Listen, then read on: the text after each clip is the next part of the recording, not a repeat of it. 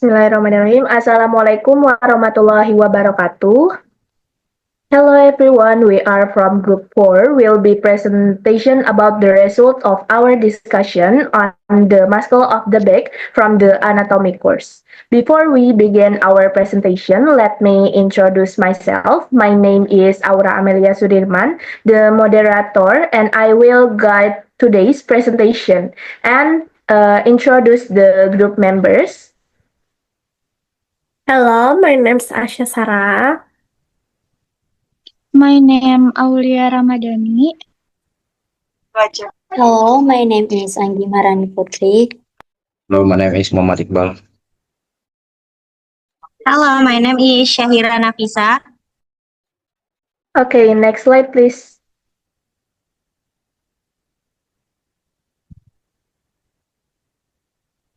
Okay, this slide is learning objective by muscle of the back. For the first one is identify the major muscles of the back. And then for the 2 point is classify the back's muscles on superficial, intermediate, and deep groups. Next slide, please. Okay, this one is introduction of the muscle of the back. As you can see on the right side, the back muscle are a large group of muscle which of course they are located in the back, but more than just being there, they play a vital role in several aspects of our bodily function. These muscles essentially act as a bride connecting our spine to upper limb and the trunk.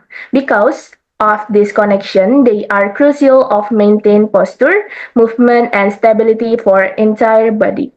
Now, let's look at the main function of this extensive muscle group. The point one is they support the spine. They keep us upright and stable. And then for the 2 point is as is in breathing, some are attacked directly to the ribs. And then for the last one is move the limbs and trunk. Okay, next slide will be read by Iqbal. Classification of back muscle. Extrinsic back muscle berasal dari hipaksial, fungsi utama menggerakkan lengan, membantu pernapasan. Extrinsic back muscle, true back muscle berasal dari ekspansial, fungsi utama menjaga postur dan menggerakkan tulang belakang. Next. Okay, the peak of muscle of the back. Back muscle, superficial, trapezius, latissimus dorsi, splenius, carpus, and capitis. Intermediate, levator, scapulae, serratus posterior superior, rhomboid, serratus posterior inferior. Deep, spinalis, longissimus, liotcatalis, spinalis thoracic, longissimus thoracic, ilocatalis lumborum. Next, Asia.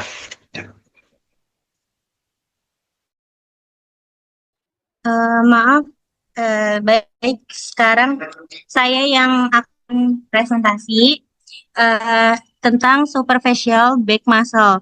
Jadi definition dari superficial back muscle itu termasuk dalam jadi superficial back muscle itu termasuk ke dalam klasifikasi atau pengelompokan yaitu intrinsic back muscle. Superficial back muscle itu merupakan otot punggung yang terletak paling dekat dengan permukaan tubuh atau tepat berada di bawah kulit. Otot-otot ini berperan dalam pergerakan bahu dan lengan. Next slide please. Baik, selanjutnya ada superficial muscle itu tergabung ke dalam 4 bagian. Yang pertama ada trapezius, yang kedua ada latissimus dorsi, yang ketiga ada levator scapula, Dan yang keempat ada rhomboid major dan minor. Nah, untuk trapezius ini bentuknya seperti segitiga besar di bagian atas punggung.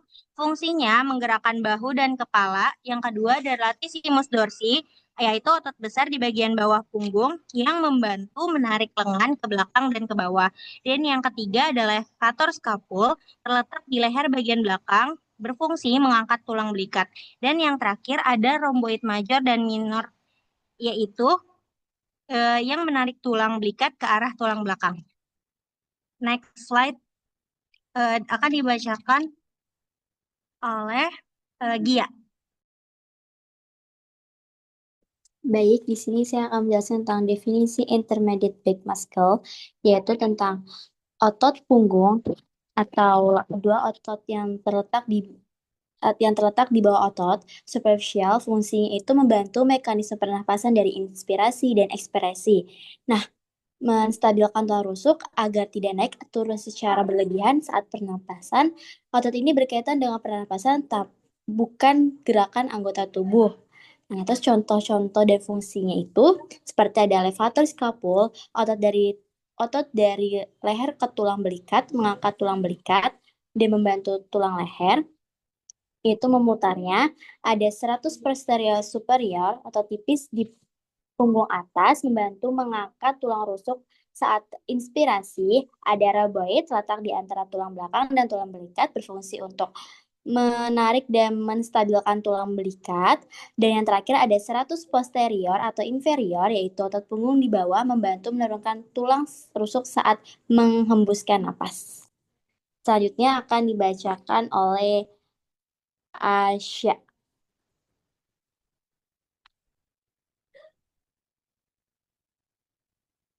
Okay, definition deep back muscles intrinsic.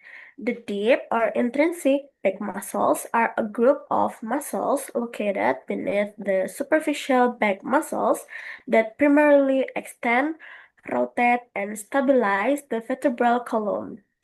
They are considered true back muscles because they are developed within the back and are innervated by the posterior rami of spinal nerves. These muscles are organized into 4 layers: the erector spinae, the transversospinales, semispinales, multifidus, and rotatores, and the deepest layer of interspinales and intertransversary muscles.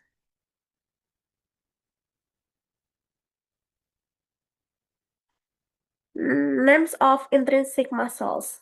Examples of muscles and their function.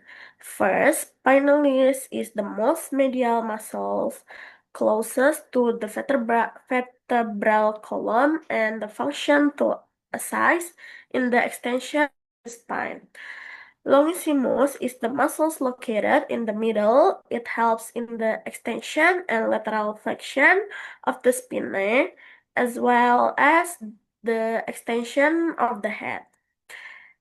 Iliocostalis is the most lateral muscles closest to the ribs and functions to assist in the extension and lateral flexion of the spine.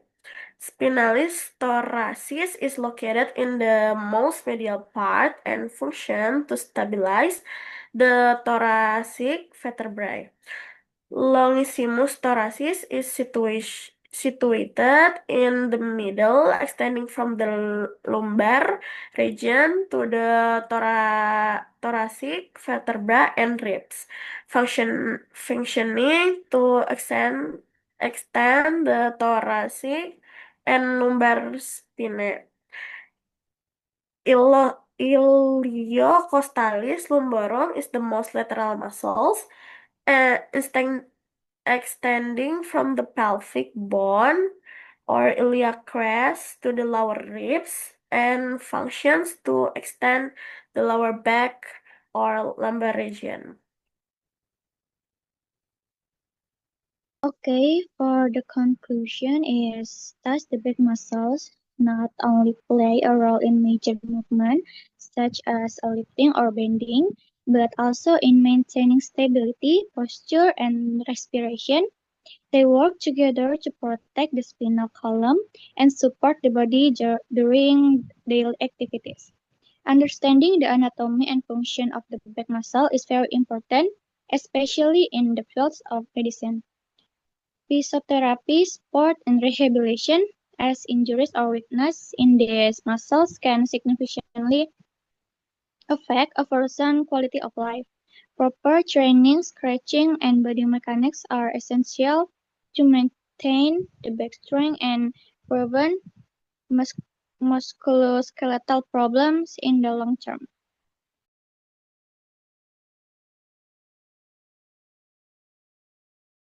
Okay, for this slide is the referency.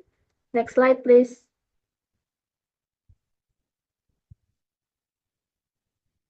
Okay, the presentation of the material is complete. Thank you for attention, and we apologize if there are any wrong words or action. Thank you for attention. Wassalamualaikum warahmatullahi wabarakatuh.